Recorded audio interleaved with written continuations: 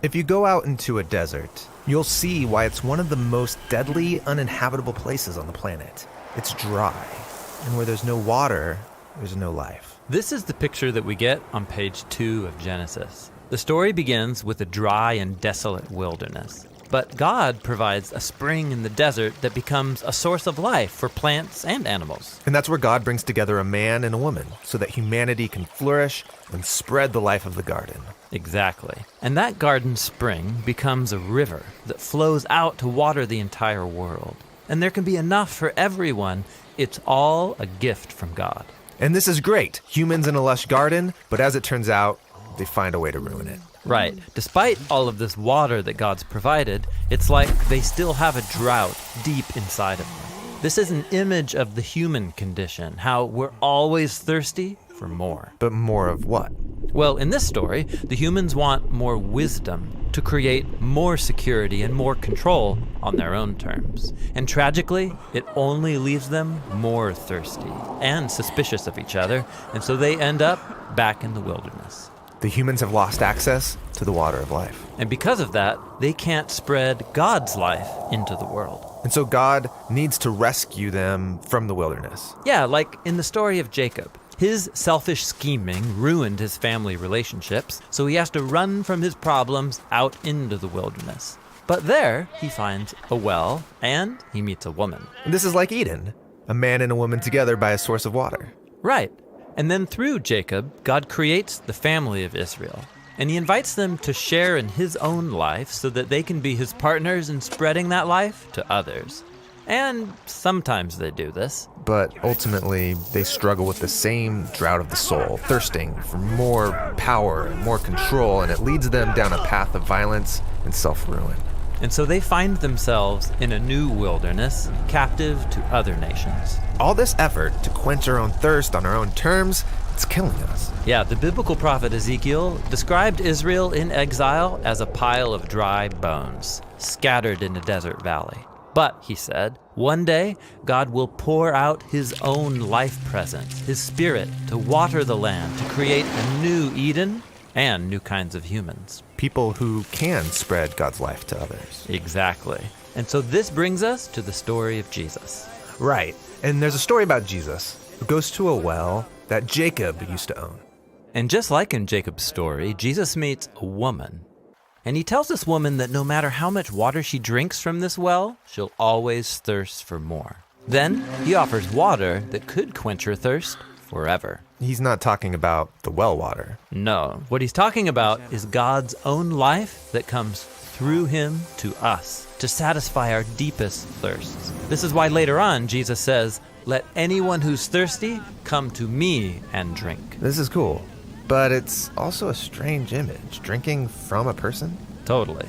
And it's connected to another strange image we find in the story of Jesus' death on the cross. A Roman soldier thrusts a spear in Jesus' side, and there's blood. But also, all this water flows out. Yes, it's an image showing how Jesus' death is a fountain of life. From him, God's own love that would die for his enemies flows down and out into the world. After Jesus was raised from the dead, we're told that he sends the Spirit into his followers. Yes, to fill them up with God's own life. This is why the Apostle Paul said that when we join the current of God's Spirit, the fruit of Eden starts growing in us. Love and joy, patience and kindness, gentleness and self-control. People like that can create beautiful things in the world that bring life to others. Yes, like little streams of God's life that can come together and point forward to the beautiful scene that we find on the last page of the Bible. There's a new river of life. Yes, it's flowing out from God and into a renewed creation, bringing life to all wherever it goes.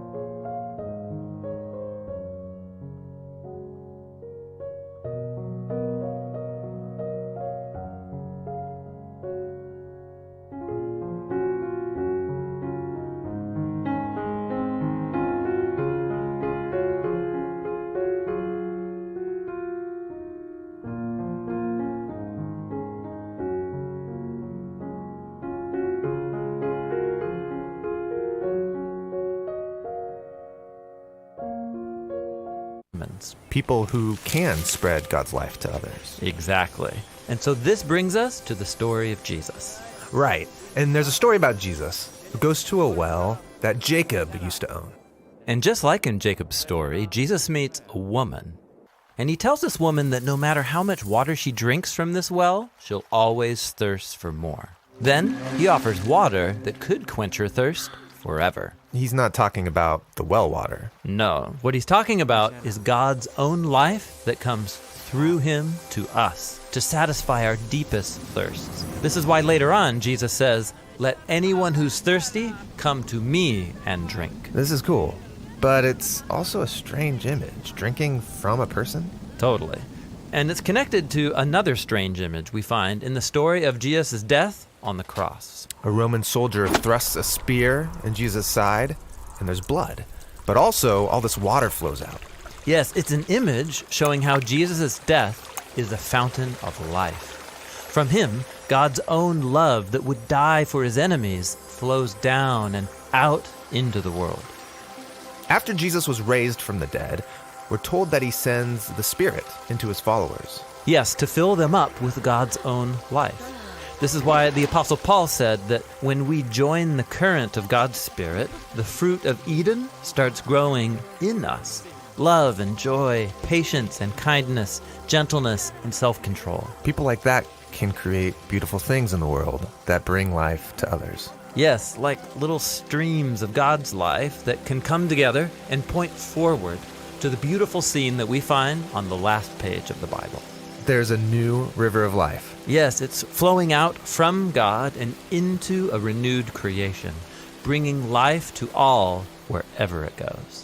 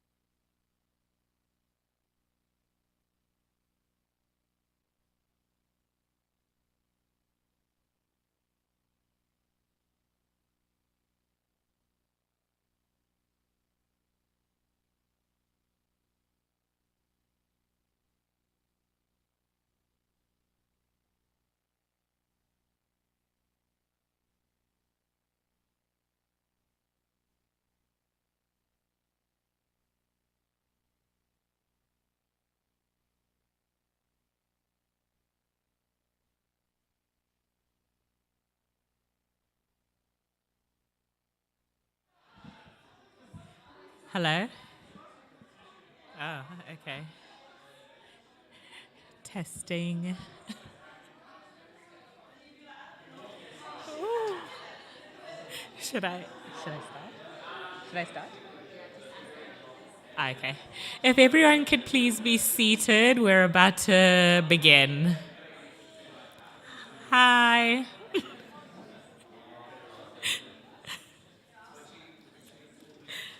Okay. Welcome, everyone. Welcome to our visitors and welcome to our online viewers. I don't know about anyone else here, but getting here, I've just been like really stressed and anxious because we were running late and nothing was going our way. And so it just reminded me, my dad always used to say, if there were no delays in life, we'd never learn patience. And I think I'm just really learning to draw on God for patience and just, also just realizing that everything happens for a reason. Somehow being 10 minutes late, we're still on time. So just, a reminder to, keep drawing onto God when you are in a stressful and very anxious situation. If it's your first time visiting church, the bathrooms are located down the laneway, so just out the back. And then to start us off, we've got birthdays, which is always exciting. We celebrated Lauren's birthday on the 1st, as you can see by Shendon's excitement. The 23rd, please do wish Shendon a very happy birthday for the 23rd. Our upcoming birthdays are Janice on the 12th of March and Lily on the 28th of March. So if you could just wish all those people a very happy birthday when you see them.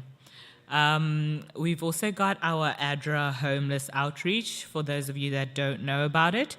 It happens at Vic Markets, and it's on the 2nd and 4th Friday of each month at 6:30 p.m.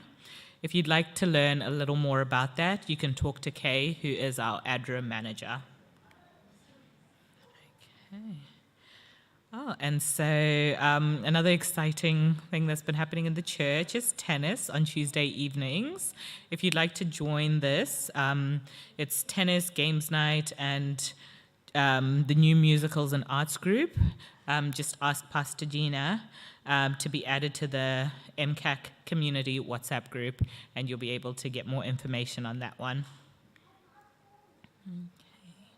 And we also have a Bible study group that is going on, or you can also get personal Bible studies. If you're interested in that, please talk to Pastor Gina as well. Okay, and everybody loves potluck, so we have potluck today after church, and that's going to be at 5:30 p.m., so please do stay behind and join us for fellowship after church. On the 16th of March, please do note that in your calendars, church will be closed because the new leadership team and pastoral staff will be away on a leadership retreat. Okay, and then on the 30th of March, we invite you all to join us at the big camp. We'll not be meeting here, but instead at Elmore, where all the Adventist churches in Victoria will join together to get closer to Jesus. And for more information regarding this, you're able to register for the weekend. Even if you're just visiting for the day, please just scan the QR code that you see. I'll leave that for a little bit just so that everybody gets a chance to scan that. So that's for the big camp on the 30th of March. And last but not least, our offering today is for the Adventist schools in Victoria. You can give your offering and tithes through egiving.org.au. And you can also do it via the app. Or you can also put cash in the offering box that's in the fellowship hall. And it goes towards today's offering. Thank you so much. I'll now pass it on to Kim for the prayer.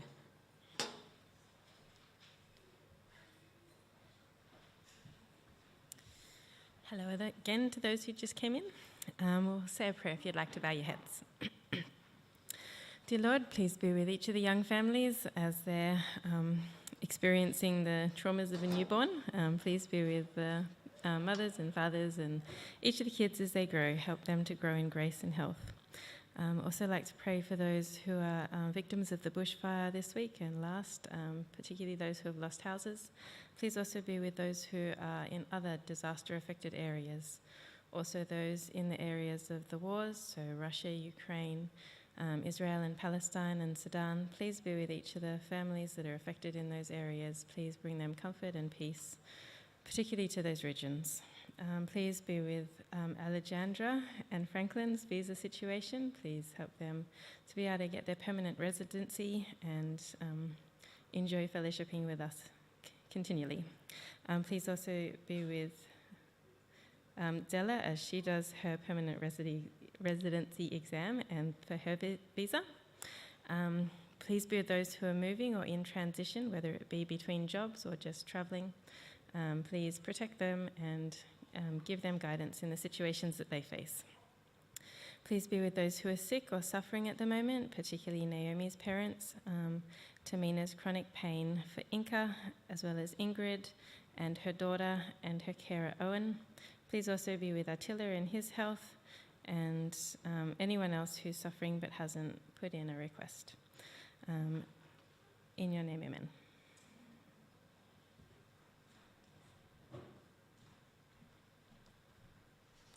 Hello, everyone.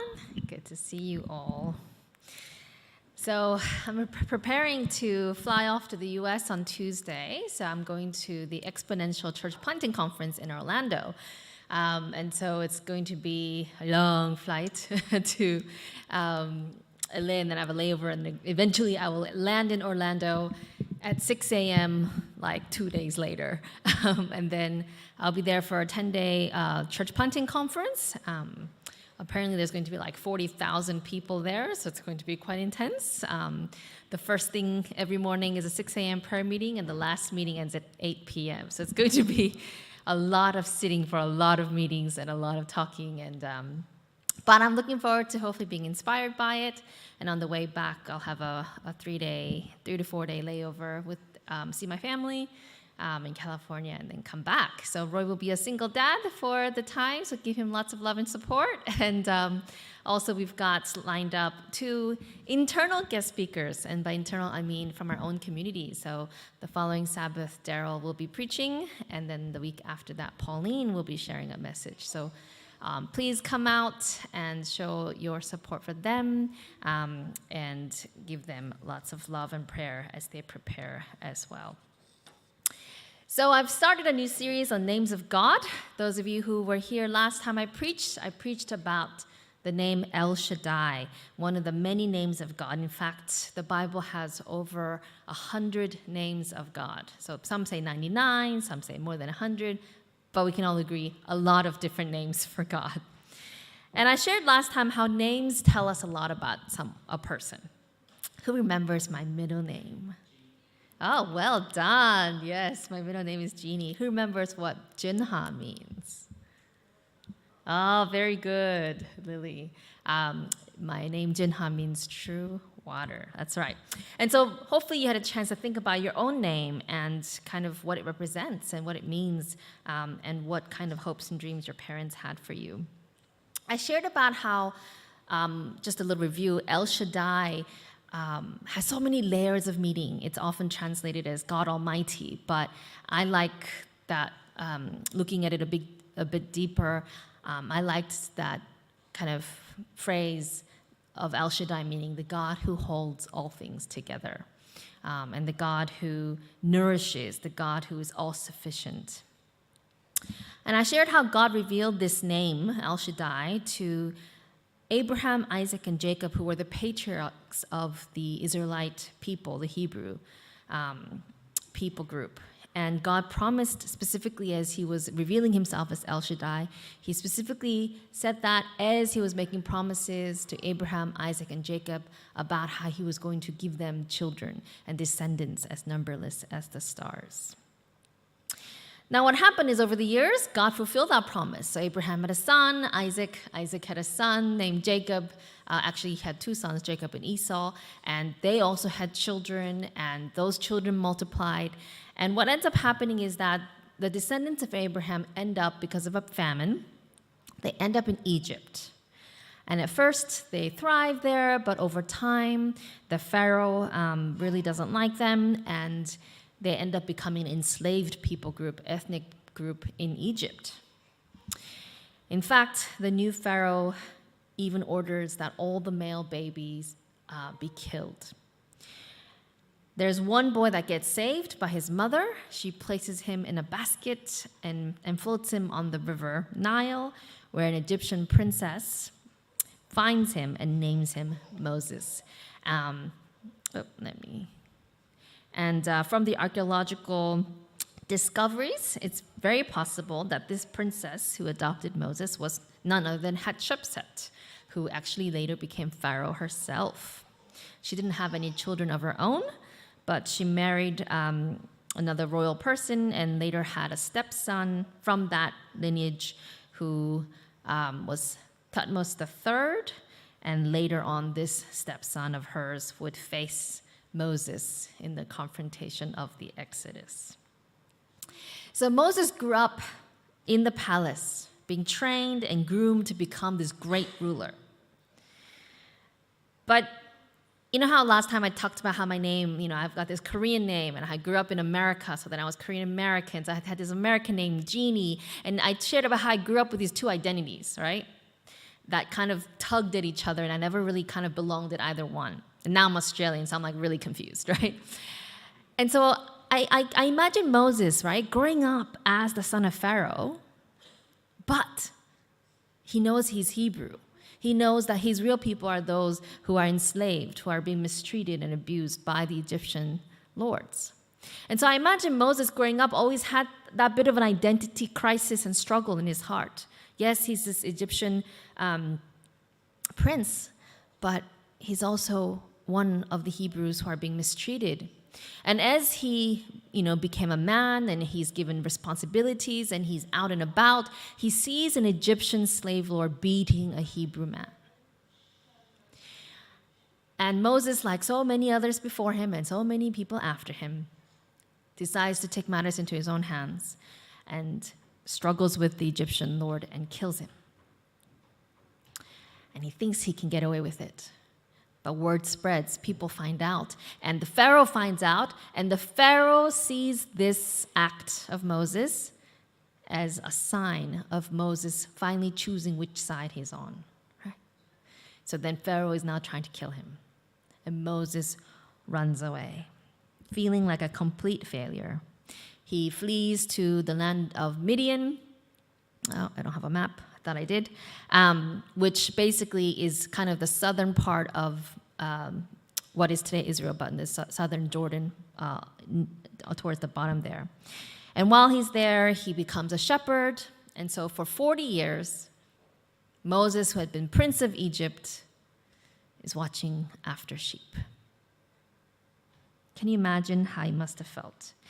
He had so much promise and potential as this leader who was going to do great things, not just for Egypt, for his own people, right? He probably had grand designs of how when he became ruler and he had position and power, he could finally do something to save his people. But instead, he's been disqualified from leadership, exiled from Egypt.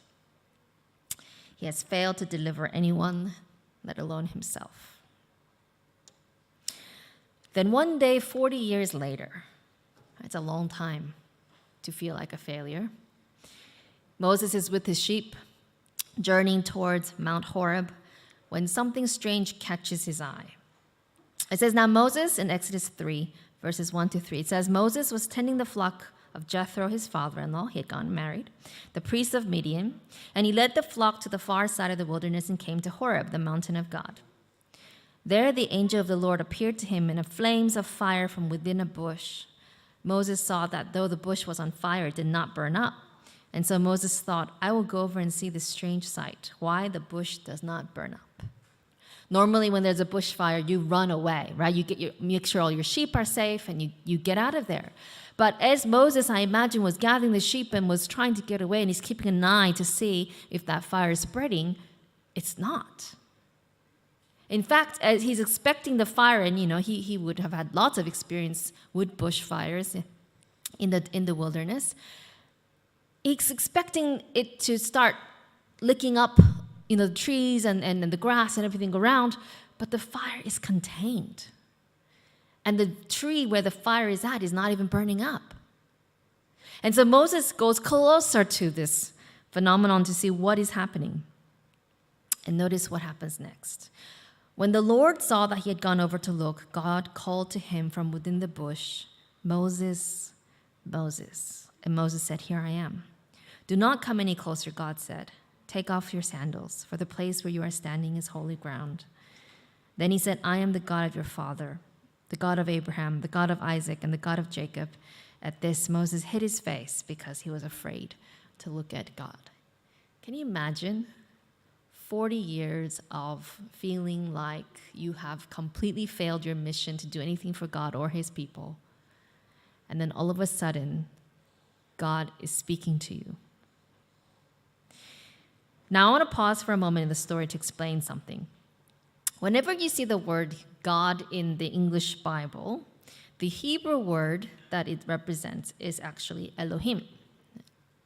So that's what it looks like in the Hebrew at the bottom there, and it's translated in our English Bibles as God. But then there's another word. As you read it, the English Bible, you'll notice that whenever it says the Lord, but notice how it's in all caps, or it'll be in small caps. That is actually not the word Lord. The Hebrew word for Lord is Adonai, but it's not Adonai. There's another word that is being used there, and that word is that Hebrew that you see at the bottom. And in English, literally, it's the equivalent of YHWH. Basically, they're 4 letters of the Hebrew alphabet. So why is this word translated as the Lord? Well, you see, this is actually another name for God. In fact, this is the personal name of God. And the Hebrew priests did not want to say his name out loud because they considered it too holy. So every time they would, read the scrolls of Genesis, Exodus, etc., and they got to this word, which is the name of God, instead of saying his name, they would say Adonai, which is the Hebrew word for Lord, instead. And so then this tradition just got carried over into the English translation. But to distinguish it from the actual Hebrew word Adonai, they put the Lord in all caps. So every time you see in your English Bible, the Lord in all caps, it's actually this name of God that is being used. Now, because over the centuries, no one said his name out loud, no one actually knows how this word is supposed to be pronounced. Other Hebrew words we know because oral tradition has carried it down over the centuries. And so actually ancient Hebrew doesn't have vowels. And so it's all just consonants, and you would just know how it's supposed to be pronounced because of the oral tradition that's been handed down. But because this word was never spoken out loud, this name of God, no one actually knows what it's supposed to sound like. But scholars have agreed to call it Yahweh. Okay? So from now on, I will call it Yahweh. These 4 letters. And the technical word is the tetragrammaton, but that's okay. Just tuck that away in your brain. Now, Yahweh, because it was never spoken out loud, and when the Bible became translated into Latin, and over the centuries, the Latinized version of Yahweh with Adonai, which was what was spoken, got merged into what is called Jehovah. So if you've ever heard Jehovah, it's actually like a Latin weird version of Yahweh over the years. But it's all the same thing. And so to make it easier, I'm going to be using a translation of the Bible called Names of God. So if you go to Bible Gateway and you use the Names of God translation, that Bible will actually tell you the names of God for what it is as you read it. So let's continue now the story. In Exodus chapter 3, continuing on. Yahweh said, I have seen the misery of my people in Egypt, and I have heard them crying out because of the slave drivers. I know how much they're suffering. I have come to rescue them from the power of the Egyptians and to bring them from that land to a good land with plenty of room for everyone. It is a land flowing with milk and honey, where the Canaanites, the Hittites, the Amorites, the Perizzites, Hivites, and Jebusites live. I have heard the cry of the people of Israel. I have seen how the Egyptians are oppressing them. Now go. I am sending you to Pharaoh so that you can bring my people Israel out of Egypt. Now, if Moses still had been that impetuous and arrogant young man, at this point he would have said, great, finally, God is doing something for his people. When do I leave? But time has passed, and Moses knows his many flaws. And so Moses is intimidated and overwhelmed and balks at this call. So if you continue reading in the story, Moses says, but Moses said to Elohim, Elohim being the generic kind of word for God that all the ancient Canaanites used for their gods as well. Who am I that I should go to Pharaoh and bring the people of Israel out of Egypt? Elohim answered, I will be with you. And this will be the proof that I sent you. When you bring the people out of Egypt, all of you will worship Elohim on this mountain. Then Moses, my slides are not working. Let's see. Then Moses replied to Elohim, suppose I go to the people of Israel and say to them, the Elohim of your Let me go back to the previous verse. But Moses said to Elohim, and this will be the proof that I sent you. Then Moses replied to Elohim, there we go. Suppose I go to the people of Israel and say to them, the Elohim of your ancestors has sent me to you, and they ask me, what is his name? What shall I tell them? And Elohim answered Moses, Ehe hu Yehe, this is what you must say to the people of Israel. Yehe has sent me to you. Okay. Let me read one more verse and then I'll explain. And again, Elohim said to Moses, this is what you must say to the people of Israel. Yahweh, Elohim of your ancestors, the Elohim of Abraham, Isaac, and Jacob, has sent me to you. This is my name forever. This is my title throughout every generation. All right, what is going on? There's a lot of Hebrew words being thrown around. So when Moses is, intimidated, he doesn't really feel comfortable or confident going and doing this thing. He hasn't seen his people in 40 years, right? He's not even comfortable speaking, the Hebrew language anymore. Now, I grew up in Korea, and I moved to the U.S. when I was 8 years old. So I went to kindergarten and grade 1 in Korea. And then I did grade 2, uni, and master's in America. And so when I meet Korean people, and they start talking to me in Korean, I'm like sweating because even though I understand it and even though I, know it pretty well, I'm not used to speaking it anymore, right? Because I hardly ever speak it. I talk to my parents in Korean, but our conversation consists of, how are you? Are you eating well? Yes. How are the kids? They're good. That's pretty much our conversation. Our vocabulary is very limited. And so, when I meet Korean people who are actually wanting to have full conversations with me, and I have to dig into the recesses of my brain to bring out, my Korean, it's terrifying. And so Moses is thinking to himself, I haven't spoken the Egyptian language in 40 years, right? I haven't even talked to my fellow Hebrew people in 40 years.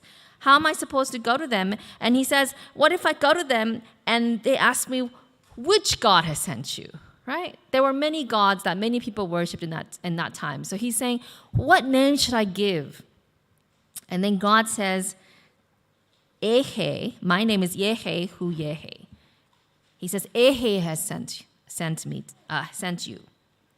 And then he says, Yahweh Elohim has sent you. So what does that word mean? So Ehe, which is that's the Hebrew there. It means I am who I am, or I am that I am, or it can also be translated I am who will be. Those are all correct. It's a type of verb that isn't just one point in time. In other words, God is saying, I am the one who has always existed, is existing, and will always exist. Now, what is Yahweh? Yahweh is basically He is. So He's like, I am this, but it's weird if Moses goes and says, I am has sent me. So God gives him the name, He is who He is, or He will be who He will be. So He's saying to Moses, you go tell him, Yahweh has sent you. Does that make sense? Are you with me? I know it's a bit confusing, okay? So God is saying, I am who I am. Now go tell the Israelites that He who He is has sent you. So the pronoun changes. And He's basically revealing Himself as Yahweh to Moses here. Now, why does God use this name? Why does God use the name Yahweh instead of El Shaddai? El Shaddai was a lovely name. The God who holds all things together, right? The God who is all-sufficient. The God who nurtures and nourishes. That's the name that God had given to Abraham, Isaac, and Jacob. That's the name that each patriarch handed down to their children. So why does God give Moses this other name? We actually discovered that the first time the name of God, Yahweh, is used in the Bible is in Genesis 2. So in Genesis 1, when it talks about God creating the world, the name of God that is used is Elohim. But when you get to Genesis 2, and it talks about God taking the dust from the ground, forming the man, and breathing the breath of life into his nostrils, it's Yahweh. And the God who comes to Adam and Eve after they've sinned and talks to them, it's Yahweh.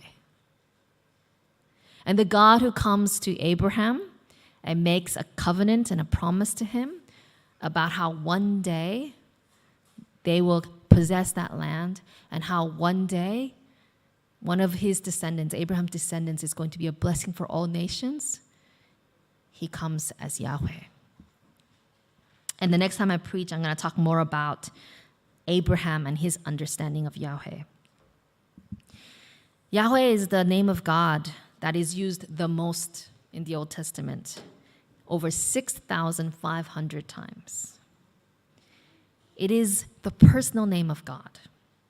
Like I said, Elohim is the generic word God that was used by all the nations pretty much, right? That could mean any God. But Yahweh was the name of the God of Israel.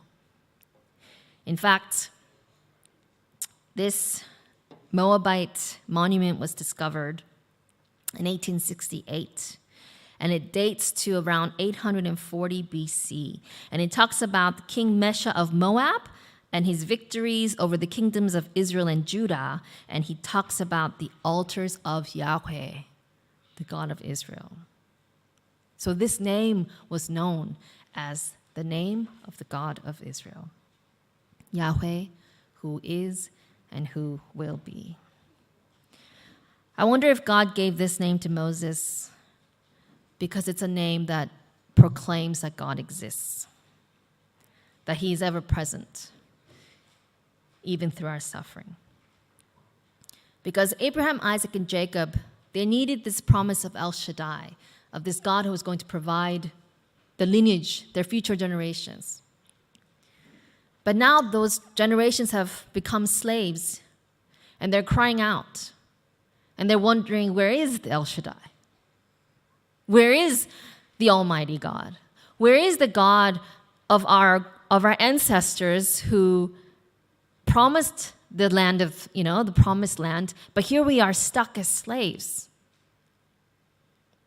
Can you imagine the cries of the parents as their baby boys were snatched from them and killed by all the Egyptian soldiers who were obeying the command of the Pharaoh?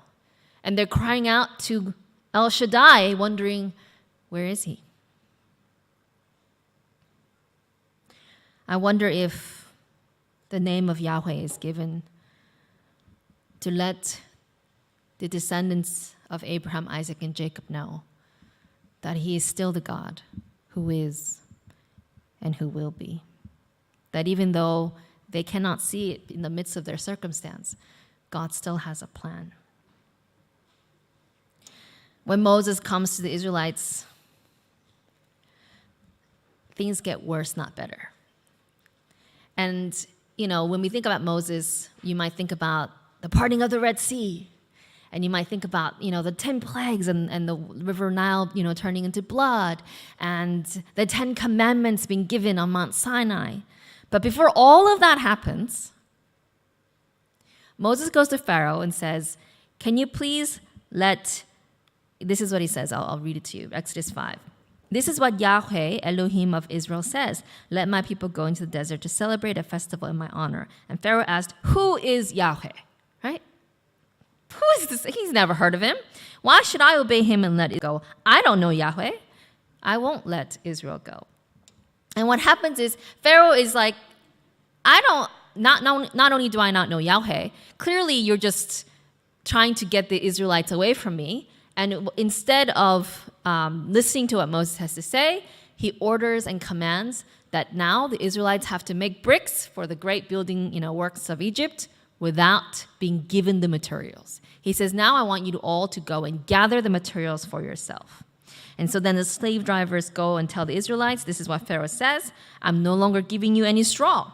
Get your own straw, wherever you can find it, but your workload will not be reduced one bit.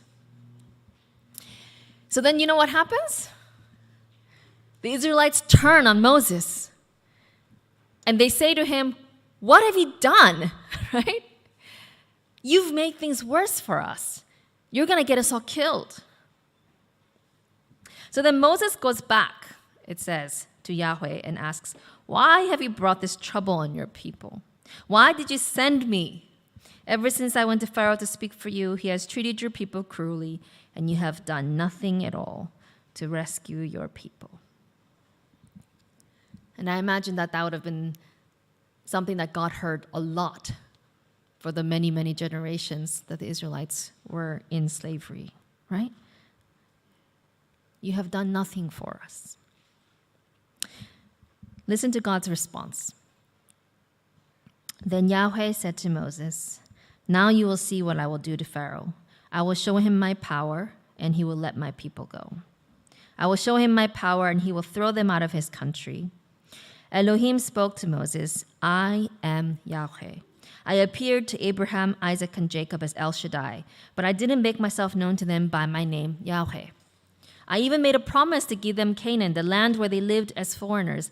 Now I have heard the groaning of the Israelites, whom the Egyptians hold as slavery, and I have remembered my promise. And he repeats, tell the Israelites, I am Yahweh. Okay, notice how he's letting them know, hey, I am the God who is, who will be.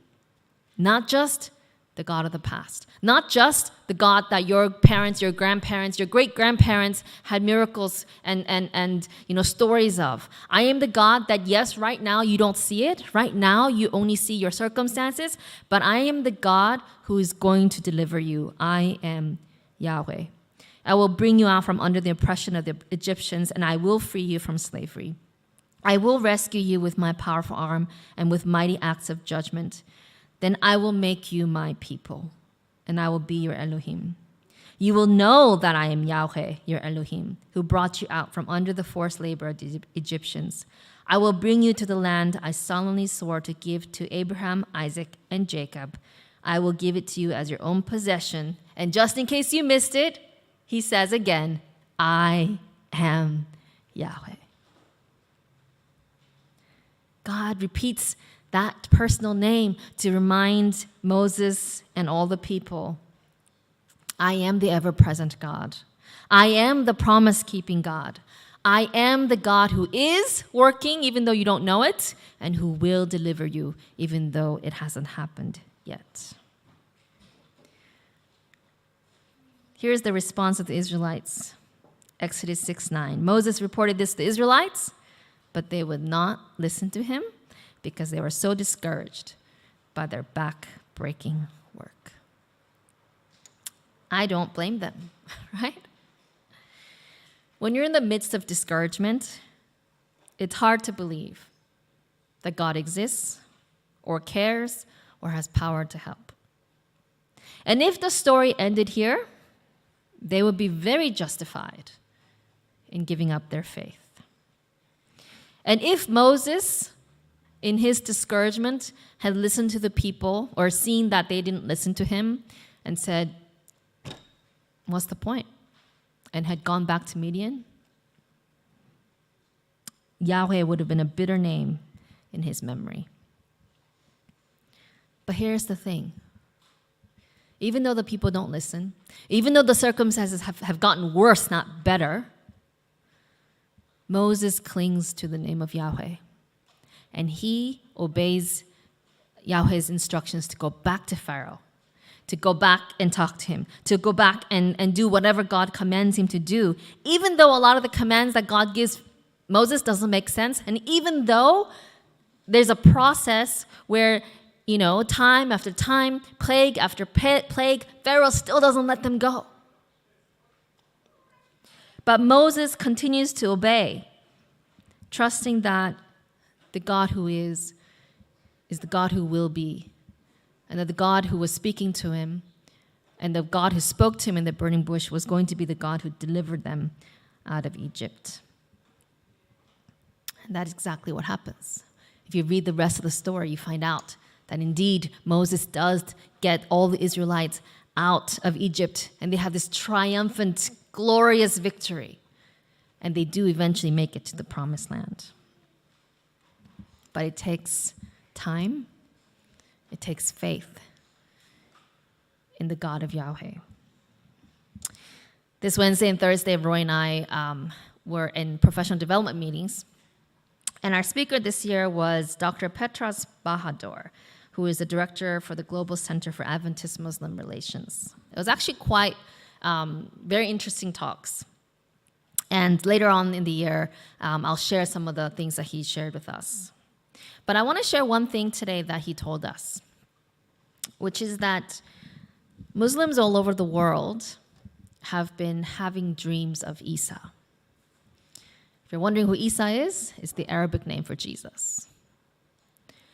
There are people all over the world who are having dreams about Jesus.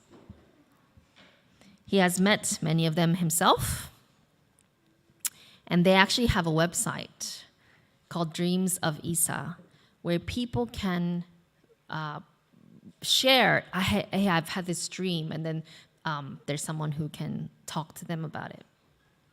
We actually had a visitor to our church last year. Some of you might have met her, who a Muslim lady who had a dream about Jesus, and she ended up becoming a Christian. Dr. Petros was telling us how a few months ago, as you know, there's the conflict in the Gaza has been going on for a while now. And a few months ago, a lot of the families who had lost children in the conflict and who lost homes and who lost everything and have been displaced were being helped by various aid organizations. 200 of those refugees all had the exact same dream about Jesus in one night. And they ended up becoming Christians. And Dr. Petros told us many other stories like that and experiences that he has had over the years and even recent times. And when I think about what he shared with us, and I think about all that's happening around the world today, especially in areas of conflict, something that I am struck by is this idea that the war is not over and the suffering has not ended and justice has not yet come. Because we live in the not yet, right?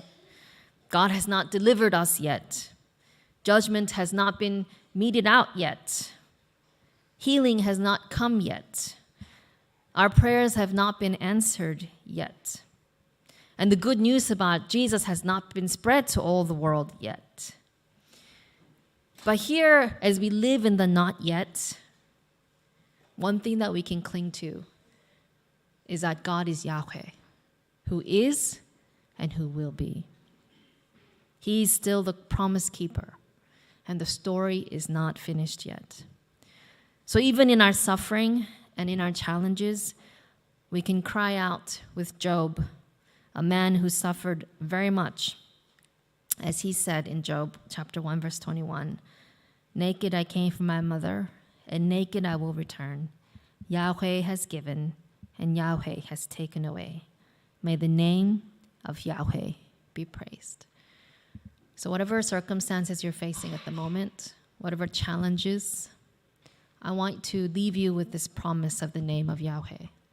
And I want to inspire you to hope and cling to the fact that the God who is the God who will be. He will never leave or forsake us. He will fulfill his promises. And if you continue to obey and cling to him in faith, the end of your story will be far more glorious than you can ever imagine at the moment. Please bow your heads with me in prayer. Father God, we want to thank you for being the God of Yahweh, the God who has always existed, the God who will always exist, the God who has a plan from the beginning to the end. Father, we live in the middle of the story. We live in the mess and the chaos and the pain and the uncertainty. I pray, Lord, that we would cling to your promises, that we will remember that you are the God who delivered the Israelites out of slavery. You are the God who called Moses to leadership. You are the God who, in the midst of all that's happening around the world, still show that you exist, that you care, and that you are fulfilling your promises. I pray that you would give us all courage and hope and faith to cling on to your name and to live being a blessing to others and sharing the good news that you are the God who cares. Father, be with those who couldn't join us today for whatever reason, and be Yahweh to them. And until we meet again, watch over us all, we pray in your Son's name. Amen. If you're new today, you might be wondering what's next. And what's next is that we go into the fellowship hall and we have a discussion time. Now, normally we have nibbles, but today is an even better day because we have potluck. And so on potluck days, we don't have nibbles because we have usually a lot of food to eat right afterwards. And so you can sit anywhere you like at any of the tables. Just scan the QR code so you have the questions with you. And then when you're at the tables, just go through them with whoever's there, and then at the end of the 30 minutes, we'll wrap up with prayer. If you're watching online, feel free to do this with whoever is around you, or if you are by yourself, you can also reflect on these questions with God. So thank you all for coming, and there's also Children's Sabbath School during this time, so if you're under 5, you can join me in the beginner kindy room here, and if you are in primary school, there's a primary Sabbath School class that's going to be in the back room. So looking forward to having you all in the discussion, and we'll continue our conversation there.